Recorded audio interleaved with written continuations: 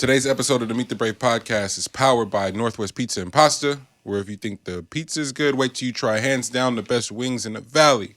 Nobody, and I mean nobody, does wings like NWP. Order now online for takeout, delivery, and in the process, make sure you're listening to the number one podcast in the land. I said it. God damn it. I see you. You got to speak things into existence, man. That's what's happening right now. I don't know. That's what's happening. It's what's on my chest. I got to get it out. Definitely most versatile. Definitely most Definitely versatile. Because folks can't survive without there being actual. Hey, and had the nerve to admit it. That's enough.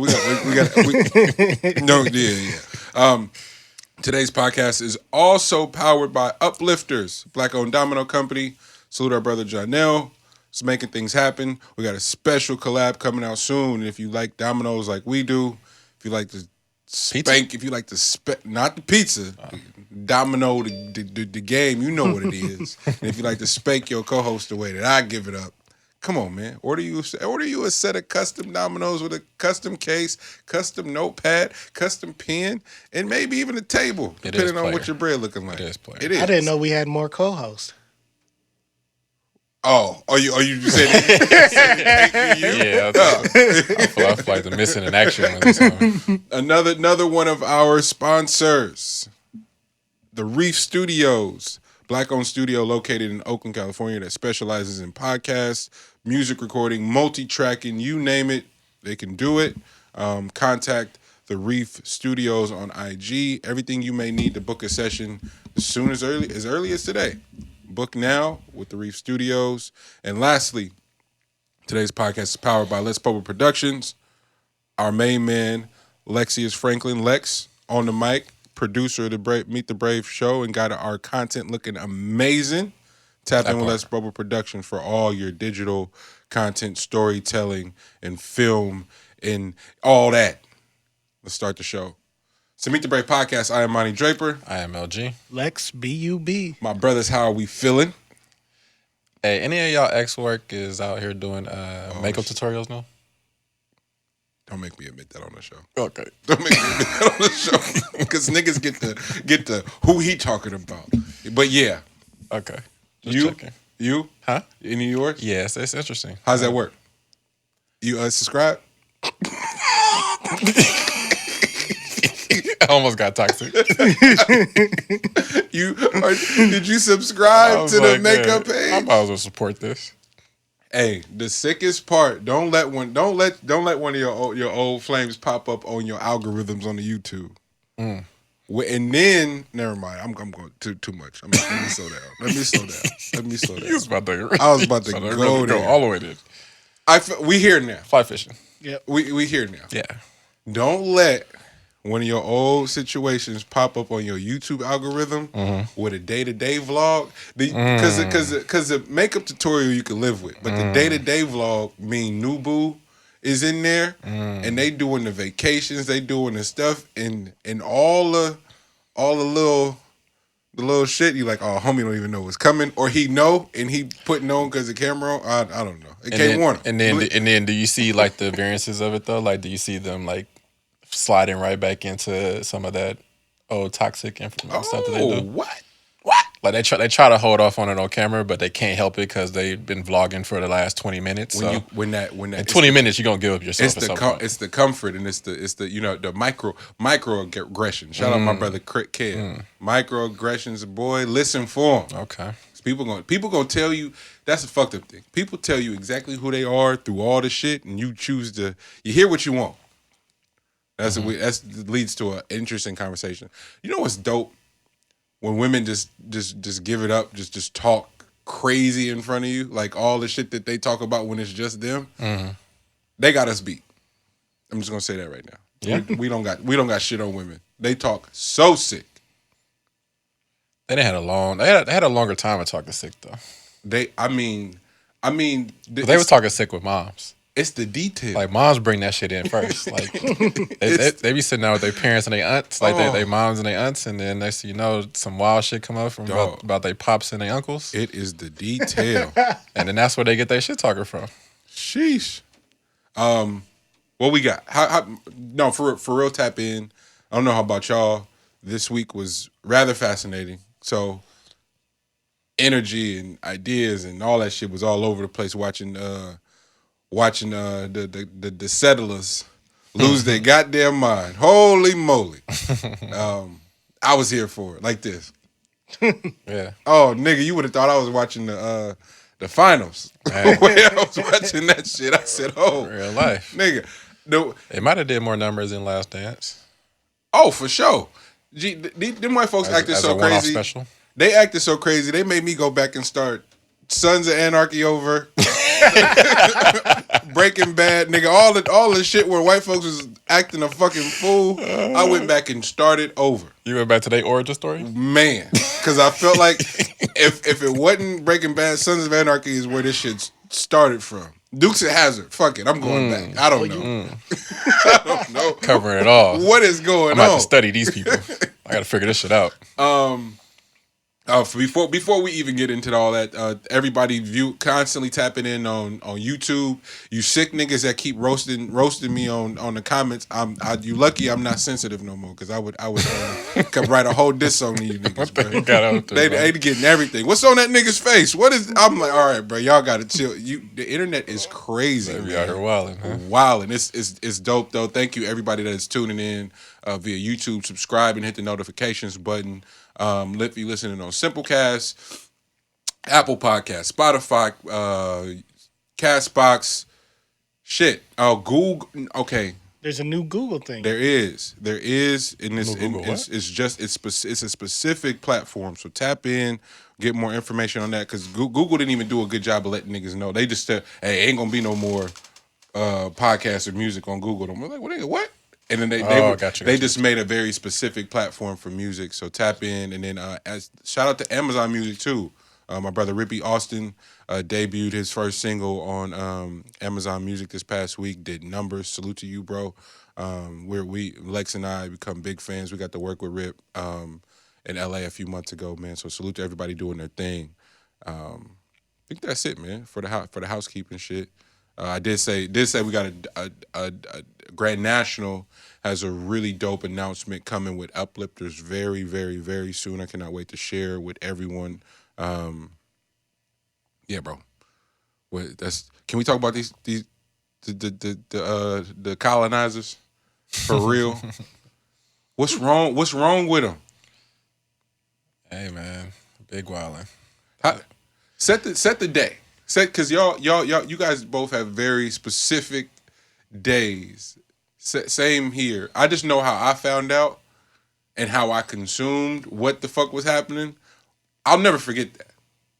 As a monumental turning of the tide, if you will, something that we've been covering. I feel like since the inception of the show. I feel like L's very first time on microphone of the podcast, the very first thing out his mouth was, "This is the last stand of white supremacy." Like last hoorah, man. The last hoorah. I feel like you said that the very first time and have been saying it consistently, and that's all I kept thinking was like, God damn, is this what desperation looks like? Desperation, stupidity, and just downright comedy. Like it was hilarious. So walk me through y'all day and how up until the point of watching these folks storm the Capitol like that. For me personally, I did not know what was going on, and that's partly like by design for me. Like, I don't watch the news, so they could be pulling up on us right now and I would have zero clue. But the reasoning why I do that is because my idea of the world and everything is that, for me personally, this isn't how everybody else should view it, but I should be the utmost dangerous individual that you can find, just because, like, I don't have children.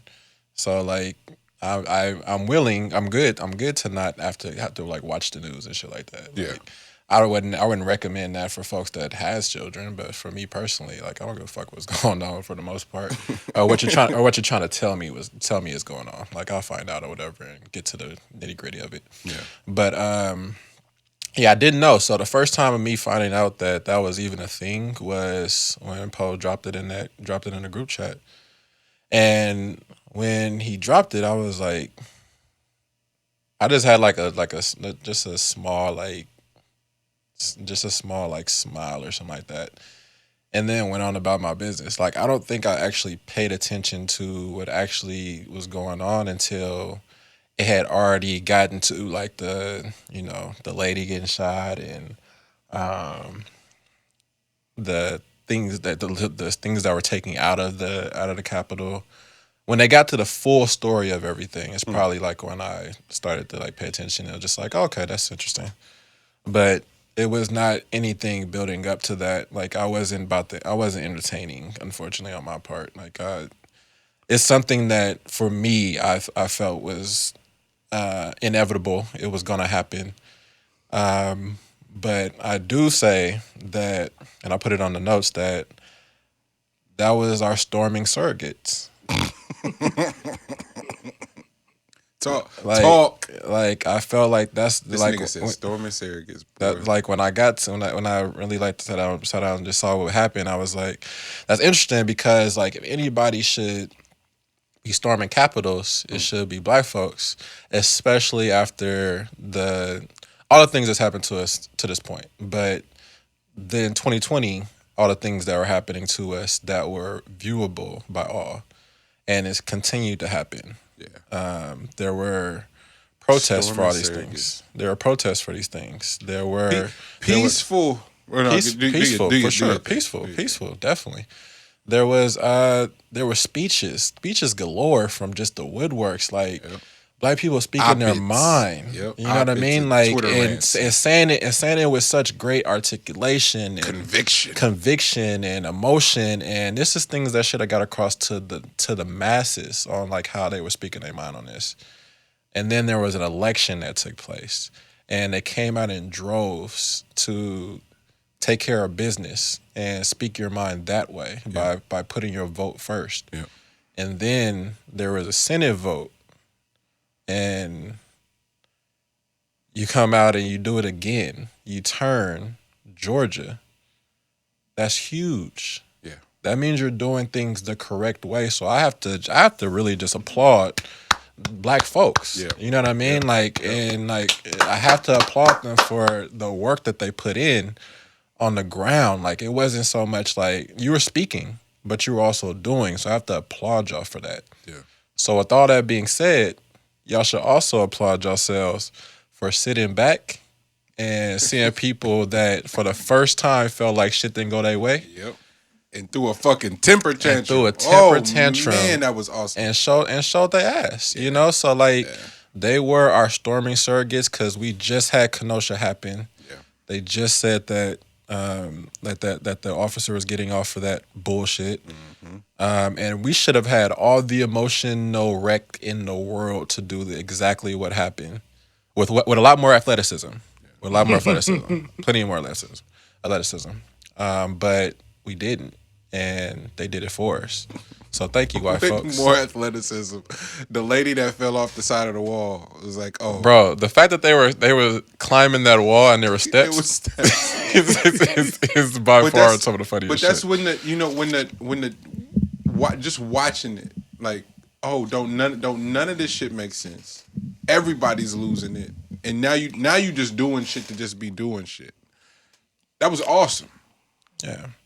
And I want to retract one thing, is that they, like, not saying that nothing's happened to you, so therefore you shouldn't be doing that. That's not what I'm saying. Actually, what I'm saying is that things didn't go your way. And your natural reaction was to do that because you understood the system in place. So you understood that there was The ramifications. You knew that there was going to be little to no consequences, which will then fast forward to the woman getting shot, and all of a sudden y'all see that there's consequences for your actions. Oh yeah. And then there should be some type of like sympathy for this situation. Yeah, I think that was the funny part. It's like Y'all asking for ambulance now. And this is a system they're trying to overtake, right? So you mad at the system right now. So what do you need an ambulance for? If you don't, so no, it's a part of that, right? When the protests were happening worldwide, and especially the way downtown Oakland specifically got fucked up, like driving through downtown Oakland is some of the most depressing shit, because it was already like the cranes in the sky and the gentrification that was happening is one thing, but to have I can't tell you how many like personal friends in the vicinity that I know are business owners that have either had to board their business up and haven't been open for 10 months and or had to close shop in the first wave of shit just going, I can't survive being closed for even 1 week, let alone 10 months. I'm out. And so now it's 2 of us left on our block. That's crazy. And that's that's the first thing I did when I pulled up. I was like, wait. I could park over there now. That's crazy. Yeah. Because I was looking at y'all usual area. There's no cars over there. So I'm like, fuck, okay. Where's everybody at today? It's ghost town. Looked over there by the shop. I'm like, oh, no, this is open again? Open again. Okay. So, and I think just to set the scene, the block was booming. There's 6 bars. Oh, this used to be a spot. The spot. 6 bars, three major performance venues on the same. I'm talking the same vicinity. A lot that I don't know who the hell owned that would just have random things come, whether it's like a black circus or something interesting will be on that lot. Vanished. Gone. Vanished. And so the protesters are coming down, and I'll never forget the very first time when there was reports of bricks and all this weird shit being dropped off in certain locations. You're like, yo, who the fuck is doing that? That work? That work? No, brick, like oh, like bricks to build a building. Okay. Pallets. That nigga said work. 15 bricks in that bag right there. Wait a minute, L. What you got going on? Just unloaded their bricks. I didn't hear this story, bro. That should have been top of the news. Driving up Telegraph, and you get into the 50s to Temescal, that area, and white folks. I'm talking like white.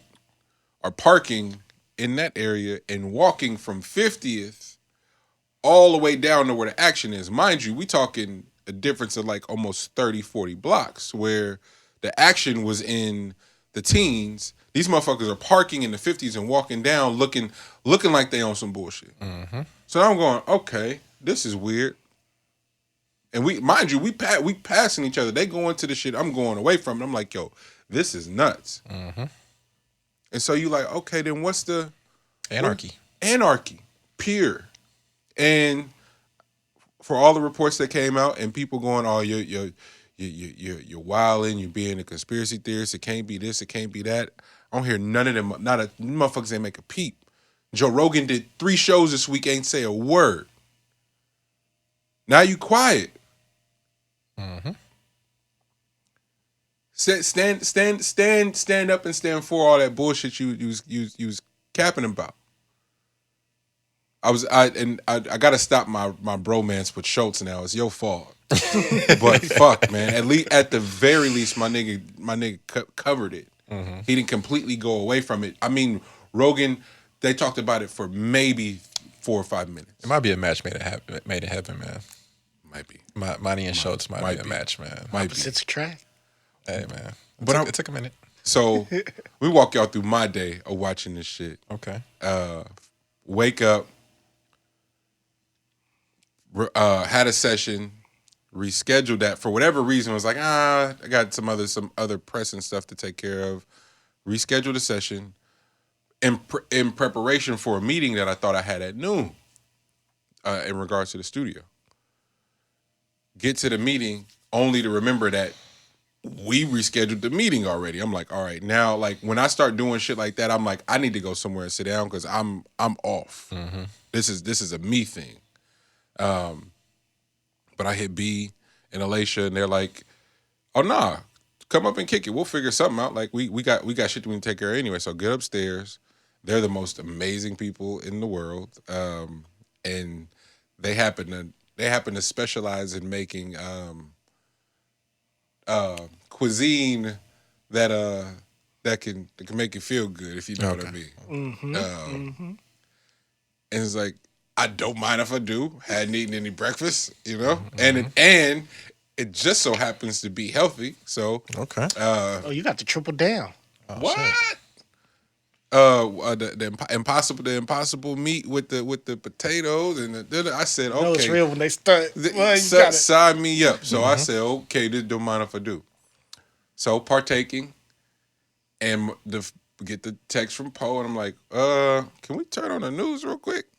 And we turn on the news, and the first thing we see is motherfuckers climbing up a wall where their stairs are. Okay, hey, not complete. Maybe the food is kicking in. Maybe I'm tripping. Y'all tripping. Maybe I'm okay. By looking at B looking at me, he's like, bro, is this real? I'm like, nah, I think this is real. I think this is happening. And we go, whoa. And it dawns on me, it's like, oh, this is what you do when your back is against the wall, you're not feeling heard, you're not feeling seen, and you just run out of ideas, and you're not organized. And you know there is no repercussions. And you know that there's that's a big part of it. And you know that there is no repercussions. Or how about this? How about you assume that there is no repercussions? Mm-hmm. Because typically there hasn't been for you. That part. Only to find out that Black Twitter is a motherfucker and will still frame, screen capture the shit out of your shit, repost it, and put the pressure on your employers to have to make a decision. Shout out to them for that. Shout out to Black Twitter for being we don't Homeland Security. Charlamagne did a hell of a job this week too on that part. Good job on that too, because they was out in every single individual that was present that showed. And the cold part was that they was in there no mask, bro. Confederate flag, bro. No feet on the desk. Hey, don't make no mistake. Can't nothing happen to me. I'm not even gonna put a mask on. Bro, I'm not even gonna put a disguise on. I ain't worried. What you gonna do to me? Know what fucked me up? Was all the interviews when they were walking out of the building. Yep. Elizabeth, what's her name? Elizabeth? Because they would, niggas, we tried to use keywords to make it look like we didn't do nothing wrong. They were saying, they they gave were it up. It's the revolution. They gave it up. Have you seen the interview of the dude that was right by the girl that got shot? Yep. Still with the blood in his hand, he showed his hand? Yeah. He starts off. So she was like, what happened? So, we stormed the Capitol, right? We were storming the Capitol. And then I'm sorry. We was storming the Capitol. This sounds so funny. And then she was like, so how'd you get in? Oh, we went around to the side, and there was a scaffold. So we stole the scaffold, went up to the second floor. We broke the glass and broke in, storming the Capitol. Bro. Ran into the first security, knocked them over. Security told us, hey, if you keep going down, they're going to shoot you. But we don't care. We need to get heard. So then we're hitting the glass, breaking the glass. She just happened to be the first one through. Dude talking about, hey, get down or I'm going to shoot. And then he shot her for no reason. Mm-hmm. And then he shot her for no reason. Shot her for no reason. Fam. I was like, this is the... We don't negotiate with stupidity, right? However, these are the same people that say, hey, they shouldn't have been resistant. They should have been compliant with the officer. Routine traffic stop we talking about, y'all. Routine traffic stop from we broke in, we're warned would be shot if we continued. And that's for no reason. Look at who we're trying to rationalize with. These are the same people that stormed this Capitol that would also, you'll see the videos of them wrestling with a cop that has all of his weapons on him. Stop resisting. Y'all having a full-on wrestle contest in the middle of a freeway. Yeah. And then steal the cop car. Yeah, and then get away, steal the cop car, get picked up, go get a bite to eat, and then go to your cell. Yeah. You'll be out on Monday. Yeah. This is the shit that we've had to deal with over time. But go ahead, Money, because Money is building a picture here, and I'm just offering critiques on the side. I just want to give my little 2 cents. He's like, no, I need you to feel me. But that's all. I took so, and I'm not proud of it. I'll be the first to admit. So don't listen to the show and go, Monty's a complete sicko. I am. I'm not proud of my reaction, but I enjoyed every second of that. And the part that I enjoyed the least, I'm very proud, by the way. proud. That is LG that said that he's very proud. The part that I enjoyed the least, though, was watching black people. What's the word? There was this need to say "I told you so," or still seeking some underlying validation in what you were trying to explain. It's like, nah, fam, like it wasn't a matter of right and wrong or needing them folks to understand you. They ain't never gave a fuck no way. So continuing to seek some sort of, oh man, I'm sorry, because that's what all the white folks tried to do when George Floyd happened. They all the white people that you've either done business with, had ever known you in your life, was calling you left and right. Hey man, how you feeling? Nigga, I gotta go to work today. I'm totally fine. Seriously, and that I wasn't proud of either. But I'm sorry. It was at 8:41. Is that the timestamp? 8 minutes and 41 seconds. He kneeled on his neck, and Yes. no one did nothing. How you expect me to feel? Not a single person moved for 8 minutes and 41 seconds. Sorry, we could talk about it now. Yeah, I mean, that would be you using your common sense and your critical thinking, if you needed to use critical thinking on that, to figure out how you think somebody's feeling about that. Like, they don't need to tell you. You should know that already. Come on. So now in some twisted sense, and again, this isn't an attack on the white allies or anybody like that, but it was confirmation that you really wasn't tripping no way. Like it really wasn't registering you. It wasn't on your radar no way. So now the world is fucked up. Shout out to my Grand National family. One of my favorite records I've ever been a part of. One of my favorite songs I've ever been a part of is a song we got called Telegraph. We were here one night. I had just gotten an insane creative record, like curated records from an OG who was begged to stay anonymous. It was so much fire then. The very first record I pulled out, dropped the needle on it, is this crazy fucking soul sample. And it's the sample from Telegraph. And shout out Mo Green, Ian Kelly, them niggas like, nope, that's it. Don't do nothing else to it. I'm like, all right, bet. And just where niggas was taking it, and it was the height of the pandemic. Q-tip at the back of your throat, suppress the vote, 22 blue, ready, break, work, remote. Like it just came out of nowhere. Crack babies over the stove, no mask on. Scary ain't it, just crack a window. The fumes won't last long. Nigga, y'all made us this way. We done been through all the shit. I'm talking everything. So Conditioned. Talk about your sinister plan coming back to bite you in your ass. You made some motherfucking what's the ooze when they made the super rats and shit on fucking Ninja Turtles, nigga. Them rats was 8 feet tall. Niggas like can't do nothing with these niggas. They unstoppable. You know? Which has been the argument, is that you've created a conditioned group while you have become weaker and weaker with fragility. Weaker and weaker. Because you're not exposed to this. Man, these conditions, I'm talking, especially in California, this fucking hellhole. God damn it. Where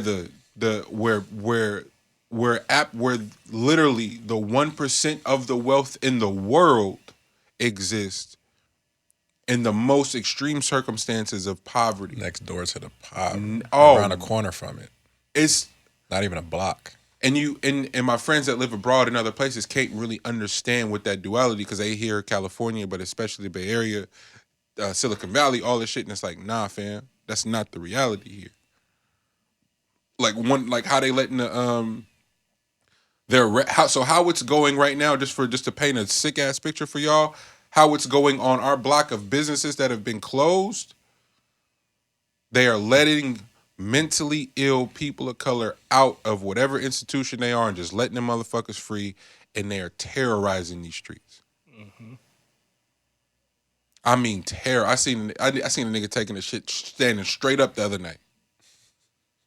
Hey, nigga, you know you sick when your knees is locked. Sir, I'm gonna need you to do a defensive stance or something, nigga. If you can sit shit standing straight up, you're a fucking magician. Bro, you a horse? Nigga, who are you, sir? What is this? Your knees is locked, man. Nah, that was disgusting. I swear to God, that was the most disgusting shit I ever seen. Just mid stride, just shit come out. And I mean, driving down the street, I said, "Oh, fam, what? This nigga standing straight up?" Because at least in the city, at least the sickos at least bend their knees. This nigga's just standing straight up. You know, this nigga, what? But the point I was getting to is the unrest. Telegraph. Oh, no, I would. So the crack babies over the stove, no mask on. Like, nigga.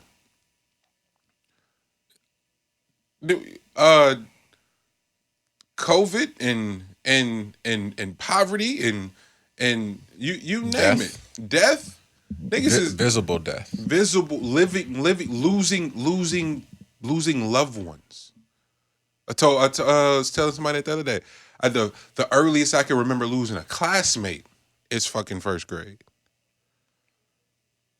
And you just get not that it's not something to be proud of. It's just the conditions and the circumstances, and so the sympathy that folks are seeking for having their wages garnished and being laid off and not like, fam, what do you think this is?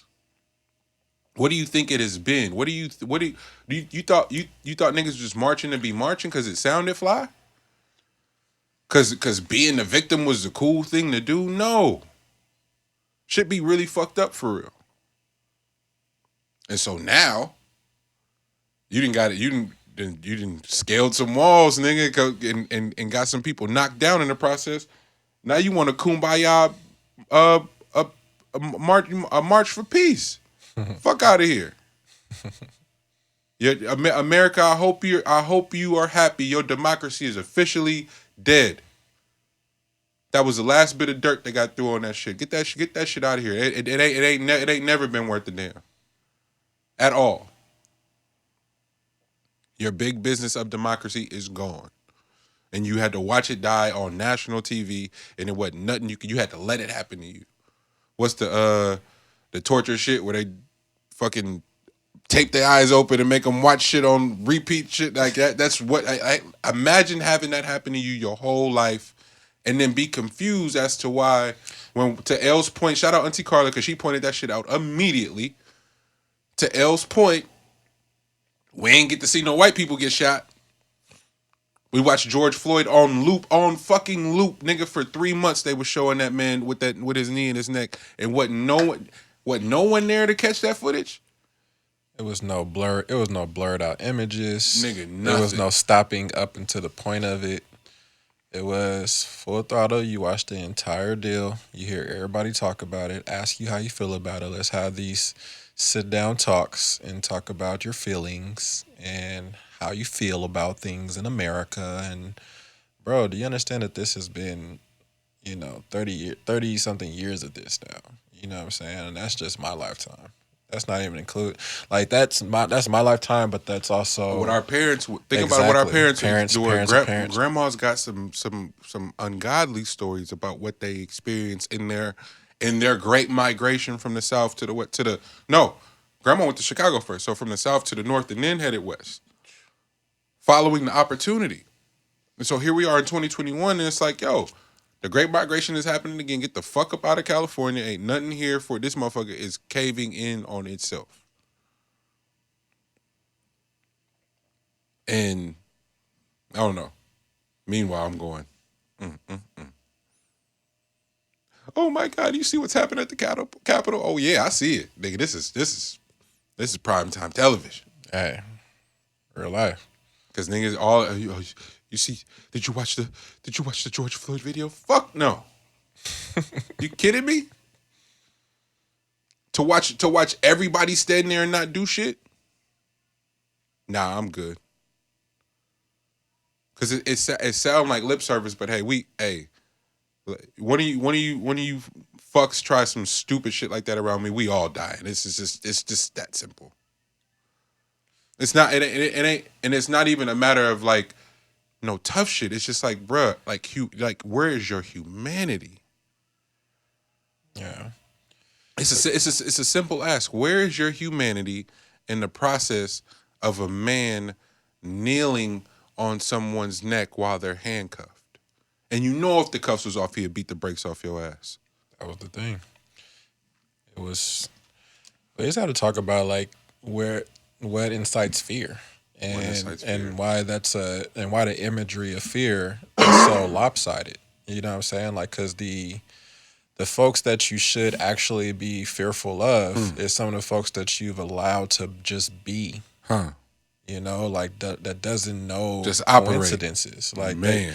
They don't know like like all the nuances of like things that can take place, you know? Like the ones that haven't experienced like the true core of what America actually is. You know, that the ones that are still thinking about white picket fences and will fight to the death for a white picket fence. Like that's the folks that you need to worry about, because if they don't accomplish the white picket, best believe they're not just taking out themselves. They are taking out as many human beings as possible on their way out. Facts. I came in here a few pods ago talking about the thing that the pandemic did do for us is that we did not suffer from domestic terrorism. We haven't had it where a white person has gone to an event where there has been a bunch of people, and the outcome of it is that a bunch of people lose their lives on that exact same day. Yeah. They haven't had that opportunity. Yeah. So what do you think happens when they don't have an opportunity to get that type of just that feeling off? You know, like why are we so surprised by a storming of the Capitol? Like that's not the most surprising thing to me. Not when we've had the bombings that we've had in just random places where people are just trying to have a good time. Not where a person was able to go into a hotel, check in with big ass bags that had fucking assault rifles in it that they can take out a whole crowd. No, this nigga got the bell service to get the little luggage rack, nigga, bring that and shit help up for him me. in. Bring that shit up for me. Oh, you know what I'm saying? Like that's the type of stuff that is just like, all right, well, this isn't surprising, but this is like there's a little bit of like a villainous laughter that you have, like kind of like a Joker type laugh you have when this thing happens to you. Yeah.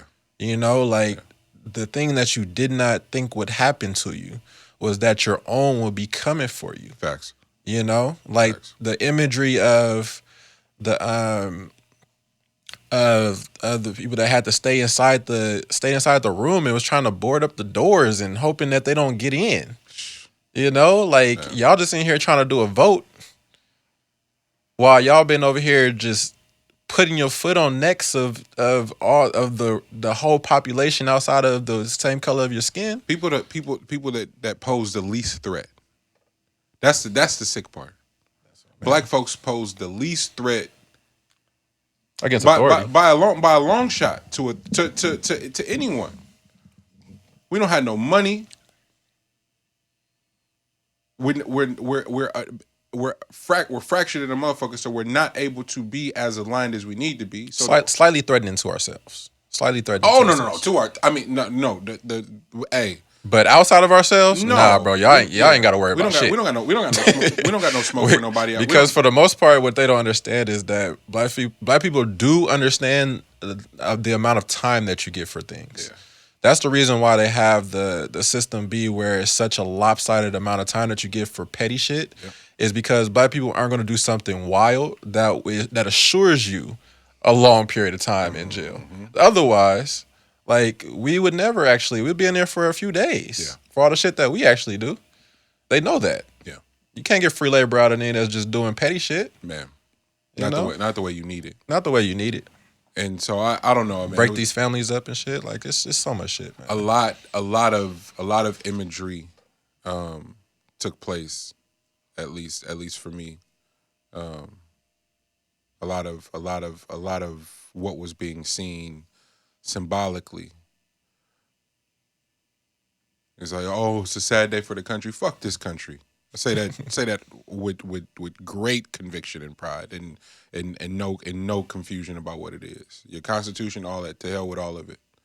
And don't let that be lip service. Like it's a sad day for the country. Yeah, then it just ends at that. Like the next day, nigga, somebody wins American Idol, and it's a good day for the country. You know what I mean? Like that's not that doesn't weigh itself on a scale. You know what I'm saying? Like that's not how this thing goes. Like if it's a sad day for the country, y'all better sit down and mope for a bit about this shit. Like y'all better figure this shit out. Put a mirror up to yourself. Do a little country therapy. You know what I'm saying? Some therapeutic. Y'all better put some stones on your back or some shit. I don't know what the fuck it is, bro. Like figure some shit out. But yeah, man, that was interesting, man. That was a good time. But yeah, that's my storming surrogates, man. Staying with that though, G. The what then ensued per Trump's how he decided to address it, right? Is the real powers, the poster children of capitalism got together and was like, all right, we're gonna issue an executive ban across the border on him on all platforms. Hey, so if that makes you feel good, do you feel better about yourself? Bro, tell me y'all remember that episode from Black Mirror. As soon as you said it, I was like, yep. Like that's got to be the closest thing to that. Yeah. Is just being completely blacked out from all your social areas. Like anything that you could do on the social media possibly is blacked out for you. Yeah. And that's got to be the equivalent of them blacking out the imagery for individuals that you could see on the streets and shit like that. Like that was interesting. Closest thing I've seen to it, at least. Yeah. Nah, if you can't go on like Pinterest, my nigga, then you for sure can't do it. That's what I'm saying. You know, and I'm just like, it's just random spots. Though. It's just like, nah, bro, it's bad over here. I'm like, what? Like this is what's gonna make you feel. It's crazy. It's so crazy the things that make. And I don't want to even just keep saying white folks because that's not exactly what's taking place. It's the people with access. The people with the people with access is really the word to use. It's the people with access who have operated and leveraged that access with privilege and little regard for what everyone else hasn't had.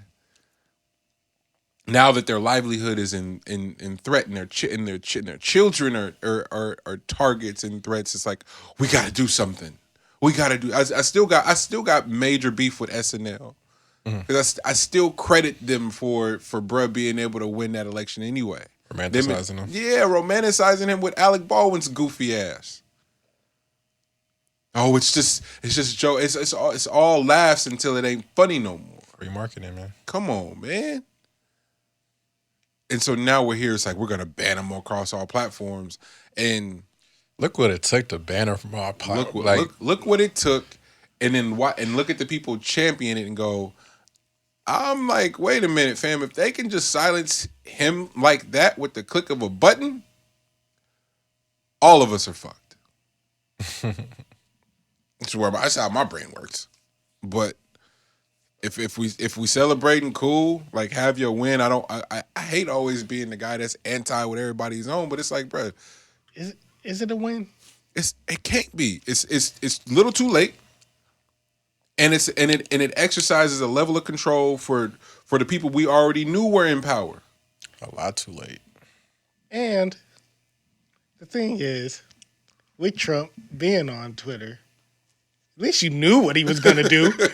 Like, he straight up told people that, hey, we stormed the Capitol today. But the fucked up part is nobody was listening to him. It's like, oh, he ain't gonna do it. Like, who, nigga, y'all ain't learned nothing yet. What? Hey, Trump been dog whistling for a minute now, bro. Hey. Like, you don't think they got their ways of talking to each other? He got all their emails. He got all their information. He could talk to them directly. Man, that was just a way to just to gloat in front of y'all that they was pulling this shit off. Yeah. Like that's a dangerous individual because he doesn't care about anybody. Yeah. That's dangerous. And he had the most important job that you could have in the U.S. You gave it to him, a petulant child. You gave him the White House. How dare you? You know what I'm saying? Like, oh man. Hey man, this is what we deserved, man. This is literally what we deserved for that shit. Y'all got anything? So because we could move off the shit. It's been covered all week. Another one of those things where people we're having the most goofy conversations around it, which is why I wanted to come here and talk about it with my dogs today. But I don't want to spend the whole pod talking about this silly shit, man. Congrats, America. Fuck. You good? I'm good. G, you got anything pertaining to any of this still? To this particular? Yeah. No.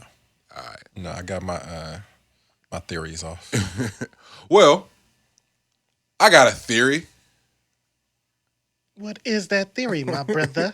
What's that theory, you ask? Drake's a genius. What Drake do?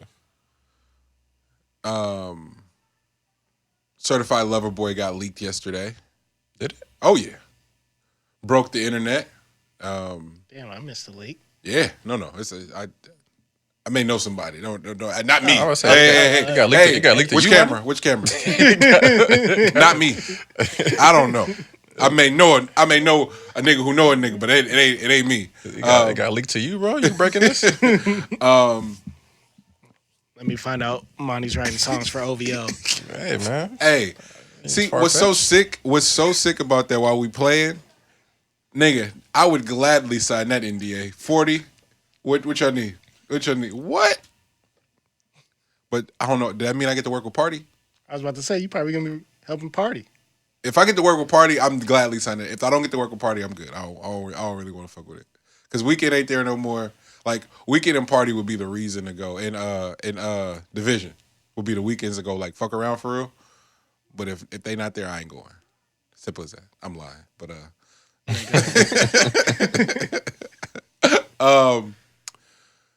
Drake's album leaks on a I love when niggas, because you know why this is the ultimate flex. Did you wear the owl chain? I'm so sick of L disrespecting me, bro. Listeners, I know y'all can't feel the tension on this couch. A nigga ask you if you gonna wear the owl chain. It's crazy. Lex, you gonna let him talk to me like that? This time I think so, because that shit. As a writer for OVO, bro, I think you gotta wear the chain. You gotta wear the chain, bro. They cover the territory. You never know. Since he's a writer, he actually might get a real owl and just stick his dart out and just land on his arm. Dog, if I walk in here with an owl chain on, please y'all fight me, bro. y'all just square up with me. Like don't even preface it. Just take off. When the ultimate flex is when niggas do shit when the world tells you not supposed to do nothing. Oh, don't post nothing on Saturdays because people is doing stuff. Drake's like, yeah, nigga, them rules don't apply to me. They really don't. And I'm skipping steps, but I'm just saying it. So just to preface it, that was a Saturday we're talking about, right? People are out in the world, farmers market, you're doing all this, whatever. So Certified is coming out next week? Coming out Friday? It might come out Monday. Nigga, that shit might come out today just because it go and so let me get there, G. Let me get there. My bad. So that it leaks on a Saturday, and emphasis on the leak. And I'm going, you technically giving this shit away for free anyway because niggas is gonna stream it. He don't have nothing to lose. Drake, if there was one person that didn't have nothing to lose, this is not 1999 where niggas was still selling 1 million CDs the first week. Mm-hmm. This is 2021 where ain't nobody selling no records. No way. Leak that fucking album. Let it go. Let it be trending in the world, and we can leverage all of that the right way, as opposed to having to pretend like we giving away a mixtape, pretending to do any weird ass promo. Nothing's the same anymore. Leak that shit and be in on the joke. That's Drake we talking about, my nigga. That's not Monty Draper, where I could leave my fucking hard drive somewhere and somebody just upload this music, nigga. OVO leaked that shit. So stop pretending like somebody oh man, the Drake album leaked. No, nigga, you supposed to have it. Ain't nothing fly and stealthy about having the fucking leak that they wanted you to have and to be talking about. And my timeline was nothing but commentary, good or bad. Like I don't get why niggas be thinking their opinions matter so much. Oh, this shit mid. Oh, this shit that. It don't matter, because guess what? You listening to it. And he and Laugh Now Cry Later already is certified fucking titanium or whatever. So it don't matter. Like, bro, what is up with niggas? Like, not like, and I'm not even talking about the niggas who had something to say. It's this is more so directed at the people who have their dreams, their careers, their aspirations, whether they move or not, tied to what people are gonna say. Mm-hmm. People gonna talk. Jumping on saying something about a leak is nuts. Like that obviously isn't enough time to even have an opinion. I'm like, bruh, like whether it be good or bad, it's out and it's fucking Drake, and it's gonna be if it's 10 songs, if it's 12 songs, I bet my last, because I haven't listened to it yet, I bet my last there's 4 to 5 joints on there that are going to hit number 1. Shit, he did that on the Leak album. That shit gonna be fire. You know what I'm saying? Like what you got? They let this nigga pretend like his shit got leaked and do numbers. And niggas act like they ain't about to have that shit. He did just like this at the computer. 40's like, hey, do you want to do the honors? No, I don't even think he did that. They was playing cards. He was like, oh, I gotta go to the bathroom. He just went to the bathroom. Hey, no real shit. Shut it down. No real shit. Like, that nigga just walked away from the group and like went to the room, act like he was doing something else, and just leaked the shit himself and is celebrating. Because I feel like he's so rich, he probably do got a computer in his bathroom that just just fold out the wall. Yeah, because when you get to that level, that's just advertising. Bro, that's why I say that nigga brought the album leak back, because that's what niggas used to pretend like they was doing, just to test the waters to see if they shit tight for real. Oh man, somebody at the label leaked the album and it fucked everything off. No, nigga. You wasn't confident in that shit and it leaked, and so they had to see what was gonna work. Rose mastered that. Hey, put the single on the mixtape, and if it go, we gonna put it on the album too, because it's gonna do numbers. So by the time the album get ready, we got the video shot, whoop-de-whoop, and we package it with the shit we know. We curated some, bro. Stop getting whooped by these weak ass marketing plans, bro. This rap shit is stupid. So you tell I'm done. So you tell me Jay Electronicas wasn't a fake leak? Like, do you think? I told y'all that shit didn't get leaked. Oh, okay. That shit, bro. Ain't no. Hey, how? G. I don't know, man. I just feel so passionate about it. Nigga tell you feel passionate about something, he fed up.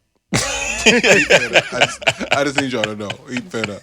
I'm fed up, bro. That's disheartening for black people. Disheartening, bro. Because we watch it. You know what it is for real. It's these bullshit. It was Monty's timeline. Like, he was through with y'all. It's these bullshit ass clubhouse rooms with these execs and industry people that are exposing themselves to be the most disgusting humans on the planet, bro. Art as a whole is fucked. If you're attaching it to fame. These niggas, hey, I got one better for you. How about a whole industry of people pretending to fuck with you when you die and like giving you your flowers because you died, and then the very next week getting your birthday wrong? Them niggas was saying R.I.P. Doom last week, and then happy birthday Doom, and his birthday wasn't even that day.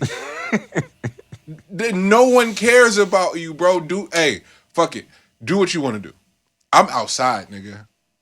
I might not have a shirt on in my next video. That's seriously. That's where I'm at with it now, because everybody's capping. Ain't none of the love real, bro. No, at all. Ain't none of the love real. So if you're attaching Please forgive me, y'all.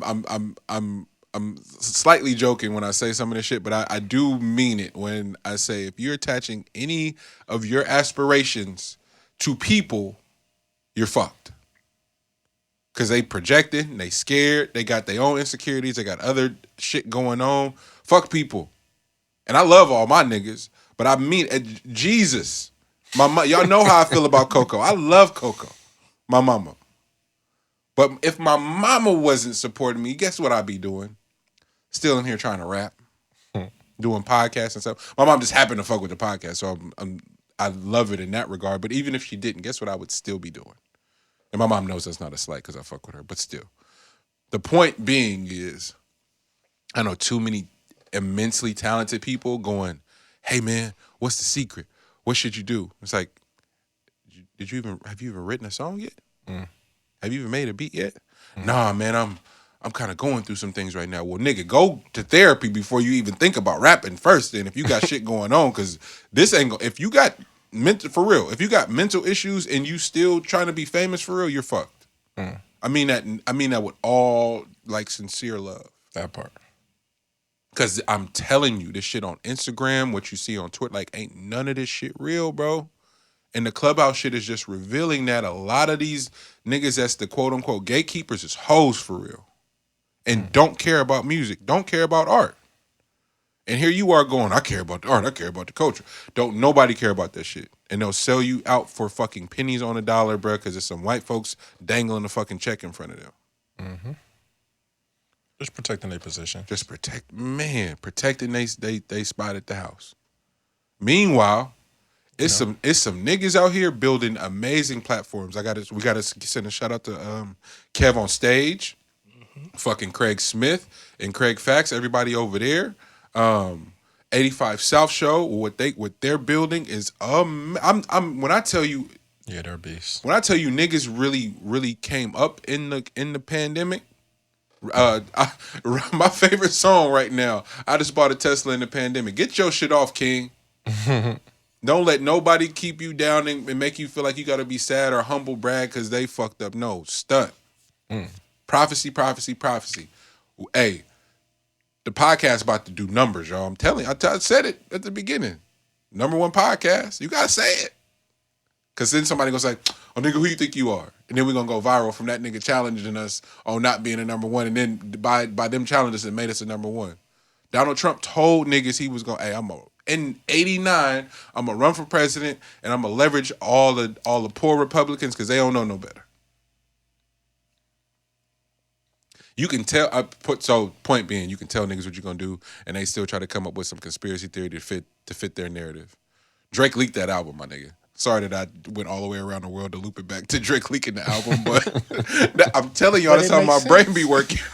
You got to go all around the world because it's Drake. Drake going all around the world. Hey, I see what you did. I see what you did, King. You did. Y'all hella tight, bro. I love this show. We on the block. What's that? See? Bro, and that's clear, boy. See, this is why I love it. Look, listen to what this nigga listening to. Listen.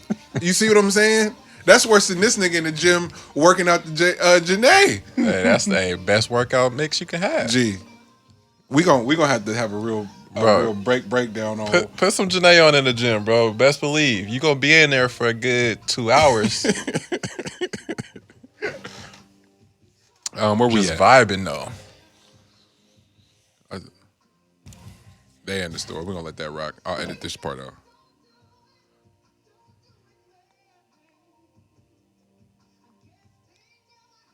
At least somebody letting the block go. Hey. But I'm like, what is that nigga going through to be blapping that this morning? That's why I love street nigga. I know he got a pistol on him because he on his bike. Oh yeah. But all the gangsters ride the love songs. I mean that. Yeah. He blapping. I mean, his chick just left him. It keeps you focused. Keeps you focused. It do. Like hardcore gangster shit don't have you focused though. Like it have you hyped. Yeah. Like it have you ready to run up on nigga right now. We're not focused. Yeah, not focused. Ooh, ooh, you come at 25. Ooh. When you come at 35, it's a hunch. That motherfucking hunch get in your back, you get balled up. And the come last 5 minutes. Nigga walk off, go wash his dick off, come back, I'm still, yeah, fucked up. About that dick, what's wrong with you? You fucked me crazy. Not ready to hide nothing with you. I love you. I love you. Period. That's where I'm at with it. I love you. I want to be with you forever. Y'all know I'm silly. That's really me. I'm not going to lie to you. Like, what? Coming at 35, way better than 25. You bitches is dumb. Stop. Wait. Don't even fuck no more. Don't fuck nobody else till you 32. You ready to break your fucking rib busting a nut. You ready to break your fucking rib in his pelvis. In his neck. Like, what? Nigga walk out, wash his dick off, get a drink of water, get a Black and Mild, cheap that shit light, and I'm still built up like a motherfucker in the corner. I'm still coming. I've been coming for 7 minutes. I've been coming for 7 minutes, no cap. And if you ain't coming for 7 minutes when you 35, he not fucking you. You're not getting fucked, baby love. Like, I don't know. My nigga lazy dick is crazy. This nigga quickie crazy. Like, what the fuck? I love your mom. Do you have health insurance? Do you need some money? Is your wisdom teeth in? Do you need them out? Do you need a cosigner? Do you got a PS5? Can you live here? I cook all the time. Can you live here, daddy? Please stay. Make yourself at home. Now, I love you. Love you, Dwayne. Y'all bitches not coming. Y'all bitches, I almost died the other day coming. That was in the tub. I was on a solo joint. But like, dick, yeah, I just came for 7 minutes straight. Still coming. Still in here coming. Fuck, don't open the door. Don't move. Stay right there. Stay right there. I cried a little bit. My stomach. Bruh. shout out to Mona Love, bro. She hella funny. Hella funny. Bro. Oh. But that video sparked an interesting. Make yourself at home.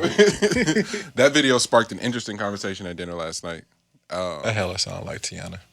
It did sound like Tiana. Being like the women were like just like the sad part, like they trying to educate like little cousins and shit right now and put them on game. And it was like the sad part is as dumb as they are now, you get even dumber 18 to like 27. They were saying they were speaking from a woman's perspective, and I was like, that's a bar. Y'all should tweet that or have a conversation about it because you don't ever. Everybody's so invested in protecting their cool, they don't ever admit that. It's like the dumb phase.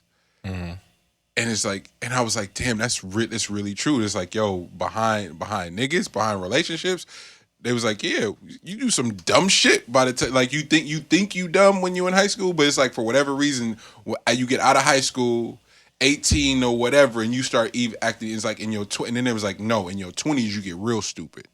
And I was like, yo, this is dope hearing this insight. And it was like, yo, how does it go for niggas? And I'm like, well, niggas is funny because don't think you got a little game for real.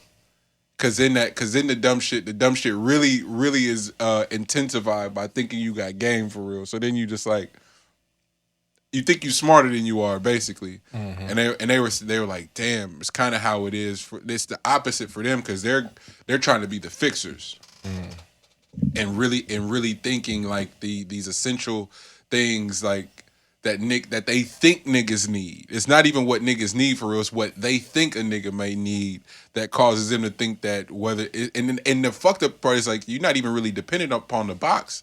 It's all the other shit. It's like, yo, nigga, you need some money. You need me to come pick you up. You need this. You need my car. You need this. You need what? Like it's like all the shit that you thinking he need. Meanwhile, it's a bum bitch that don't have none of the shit that you're offering him that he just gonna go fuck with just cause. Like, and then offer you nothing but I don't know. Oh man, it was an awesome conversation. It was like, yo, this is how men and women should interact with each other. And that was a cool conversation. And just be hella honest about these situations because it is laughable because it's the truth.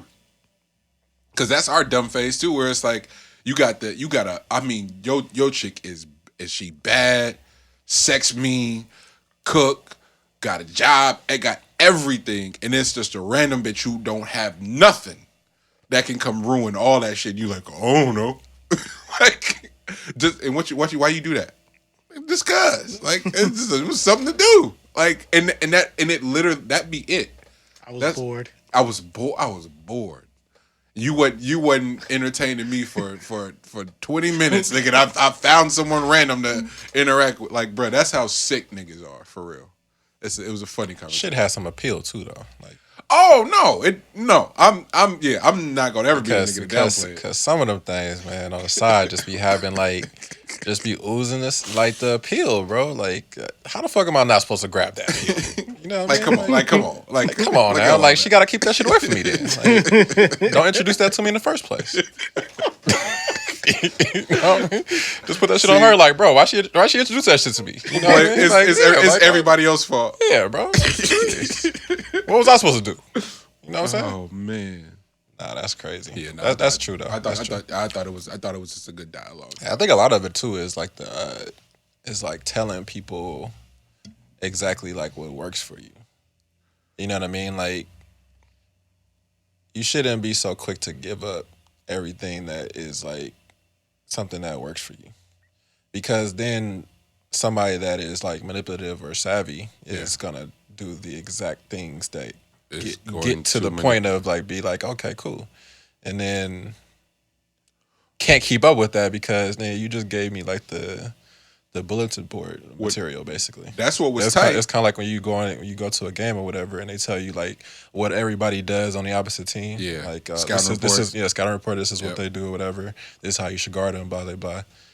That's how it is. Well, that's what was tight because shout out to homie Chanel. She was like, I don't really fuck with Future like that. His toxicity and everything. And then Nana and Teen was like, hold on.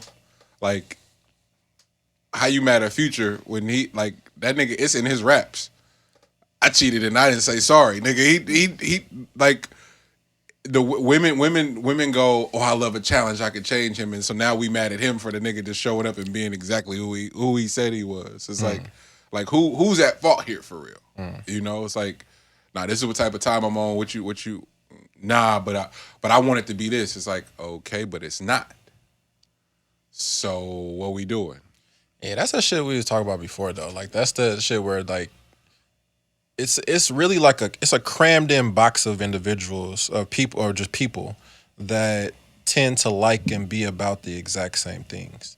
Like, there's certain cars that you like, there's certain bags that you like. Yeah. There's certain thing like just dripping in particular or something that you like or whatever, right? Yeah. And you can cookie cutter that option across the board to multiple people. Yeah. So you're gonna fall for that every single time. Yeah. And I think Future mastered that cookie cutter thing that you can initially like, but it's not sustainable. You know what I mean? Like, you can keep that, you can have that shit and it'd be an amazing time for the initial portion. It's not meant to go further, but it's easy for somebody that continuously falls for likes that particular thing, to fall for it initially and then be mad that they fell for it after the fact. You know what I mean? Like, I didn't put no thought into it. I just love street niggas. No, you don't. Yeah. You think you do it, and that nigga take you 0-1 for real. You like, wait a minute, what did I do? And it's like, this is what you love. I thought this is what you love. This what we doing. I mean, it was what you love. You just didn't think that she was about to be giving it up to like everybody else is about to get that. But that's how it go. Yeah, like, what you mean? Like, it ain't just you that like that shit. I do think that's a fascinating dynamic, and it's not just a male female dynamic. We do it in relationships so often where it's like we try to make people fit into our ideas of them as opposed to just like, hey, this again. Listen for real. Be attentive, because people will tell and show you exactly who they are more times than not. Man, it's a real. Humans are fascinating. I'll say that. And then the things we got to work through. We shout out to Grand National, man. We had a really dope group come together moment yesterday where it's just we're doing our damnedest to continue to do the work as individuals, but also in a group community setting where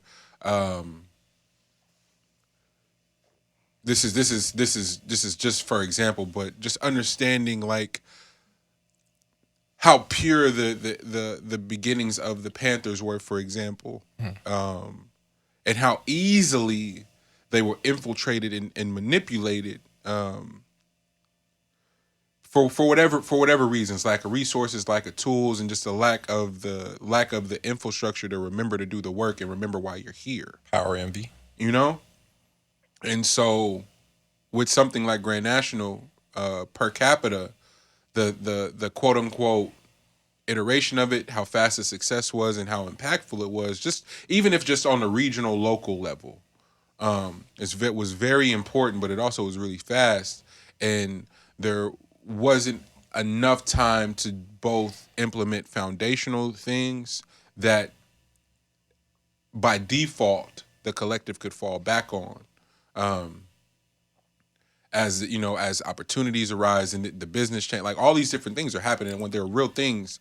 And so as real individuals, guess what we have to do? We have to have workshops. We have to talk. We have to problem solve.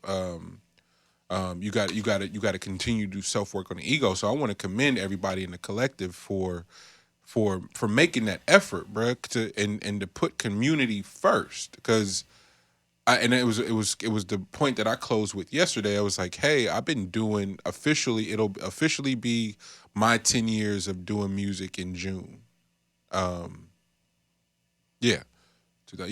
In June. And at no point, if the currency is what we all are like collectively calling the currency, is like if you pop it on social media and all the shit, at no point in my career has anyone cared more about my output than when I aligned with all of these dope ass people. So that's y'all on the pod, and that's Grand National. No one gave a fuck prior to then. And so with that in mind, guess what? I'm indebted to the community because I'm essentially doing a fraction of the work. I'm 1/3 of the mics on here. Nigga, I may have a verse on a song as opposed to having to write 2 and 3 verses sometimes and the hook as a solo artist just to have people go, yeah, I didn't even know you put nothing out, fam. Now everybody knows because you showed up and just were a role player, and they're going, oh man, you hella tight. And your ego goes, man, well, I've been putting out music for years. It's like, no, nigga. You just a part of something that's fly. You're a part of something that's bigger than you. Let that just be that. It's a real easy concept. Less is more. Because in that space of less, you can really show your ass and perform to your maximum abilities, just doing your part. And trusting that the person next to you is going to do theirs, and then support them when you got to show up for them, and trust that it'll be reciprocated. Man, it's been the most beautiful process. I don't even know how the fuck we start talking about that. How do we even get there? Nah, you was on one. Took us on a trip. On a trip? I just want to chip. Y'all got anything else, man? We got in here and did that. It's early. Ooh, shit. Selfie snitch. We already talked about it. It's just the protesters telling on themselves. Just telling for no damn reason. Salute to everybody. I'm sure something's gonna happen because we did the show early today. Continue to like, share, subscribe, follow the page. Shout out to Jasmine Sullivan for putting out that. For doing your thing and saying how it really is. You know, no holds barred. So, because I tweeted it last night, I said Jasmine she don't miss ever. But this is like this is grown up don't miss. I'm grown, nigga. I got perspective, I got context, and I know how to say it for real. Mm-hmm. Ooh. Yeah. No, she did that. That was a great way to start the year off, yo. Her bag, her songwriting abilities, her how she approaches her vocals to stacking the harmony. Like I'm talking music, but conceptually just brilliant, man. And It's another one of those people where you go, oh man, she underrated, man. Let Jasmine speak on if she feel like that or not. But she know what time it is. She also knows the industry knows who top dog is when it comes to like keeping R&B alive consistently. And what are we on now for Jasmine being like we a decade in. That's not exaggerating, right? Am I tripping? Yeah, something like that. Yeah, it gotta be. Gotta be. And I'm talking about like whenever she drops and comes through, she's in the running for album of the year every time. So we got just gotta be careful when underrated, overrated conversation when the person is just consistently showing up. And it's like, nah, you just late to the party. Don't just call the person underrated and nah, you just late because Jasmine is not missed for me. Yeah, sometimes it's subject matter, or sometimes it's like whatever place the listener is in at any given time and when they pick up on shit. Yeah, but as far as Jasmine goes, she's not underrated. I'm pretty sure in her book. I mean, that'll be like what's most important. Exactly. I feel like the ones who's supposed to know, and every time she pulls up, she comes out like this with something that is impactful that is impactful culturally. And it's the same way I feel about most music whenever Party drops, whenever Weekend drops, whenever Drake drops. If you have the pleasure of being around women whenever those artists drop, they can tell you what's about to go. And since Friday, I've heard nothing but, yo, have you heard the new Jasmine? Have you heard the new Jasmine? Have you heard the new Jasmine? Have you heard the new Jasmine? Everywhere I've gone, and that makes me feel good. It feels like a win. It feels like a win for the creators when someone that's as special as her gets to come through and have an epic release like that, both conceptually and performance-wise. So salute Jasmine and crew. The production and songwriting on there, the production and additional songwriting on there is absolutely insane. So salute to y'all, man, on an epic release. Will TDE and PG Lang drop this year? Yes, they will. Absolutely. I believe we got a Baby Keem record on the way. I can't wait for. I think I'm most excited about that release. I'm most excited about Ab. So we know SZA's coming. Like that's stop ignoring the signs. We know SZA's coming. There's something else we got to talk about too. Are the artists of that magnitude, both of a SZA, a Dot. They're not necessarily Drake per se, but the tour is an essential piece of the business. So I think once they crack that code, of like how to supplement for that was when we'll get their releases. And I hope that is soon. But I'm also not mad at them sitting on it. Sit on that shit. If it's the tour that has to be a part of the business for that rollout, then so fucking be it, man. Y'all have earned that. With the SZAs, that not a single member of TDE should feel pressed to put out no whole ass album if they can't tour it, because they're all capable of delivering us music that we can live with that isn't dependent upon the tour. But if that's what their business is, so fucking be it, man. They earned it and have never let us down. Like I think that's the part we got. Is like Drake don't have a classic album yet. I give him Take Care. That's a personal thing for me. And I count So Far Gone. That's a personal thing for me. But we talking about classic album. Dot ain't missed yet. Man. SZA ain't missed yet. So the pressure's on OVO because them niggas don't have one of them yet. Right? Am I wrong? No, that's true. So if the Weeknd would have stayed over there, that's what I'm saying. If they wouldn't fucked up, had they not fucked up the Weeknd situation, they wouldn't be pressed to put out no music. But Weeknd don't identify with them no more. You know what I'm saying? As he shouldn't. So it's like, of course OVO has to put out music, nigga, because they don't have a damn in their catalog. They don't have a control in their catalog. It's and people can talk about numbers all they want to, but culturally, what it means to have a classic, it means to not be pressed to have to give you another one because you can go. Oh, y'all want some protest music, nigga? I gave you one 5 years ago. Go turn on the Pimp a Butterfly and shut up. It's so dope. It's the dopest shit ever. Like, it's the ultimate flex, nigga. I don't have to make no music because I've been showing up for y'all. How many outside of Doc can say that they ain't missed? No, that's real. You know, so. But that was present at the time, because like you can tell that the emphasis on making sure that the output stands the test of time. Yeah. Every single time, like even in the moment, even if it was advanced for the moment, the plan was that this is going to stick long term. Yeah, y'all would have to put this in conversations on where this ranks wherever for the entirety of its existence. So I think that was a cool plot from the very beginning. Absolutely. But when do you think touring and all that come back? Do you think that'll make it back after the planned whatever number of millions to get the vaccine by the summer? Blah blah blah. I don't I really think 2022. Yeah, I don't think it's just. So what happens is the booking for festival season technically would have been secured by now. So we would have had some also venues. How are the venues didn't really make it to. So that's what we're looking at, right? So on our block alone, we talk about like the Fox is barely holding on. Like the Fox can't withstand another 6 months and not generating any revenue. The Fox was already hardly breaking even with shows in there.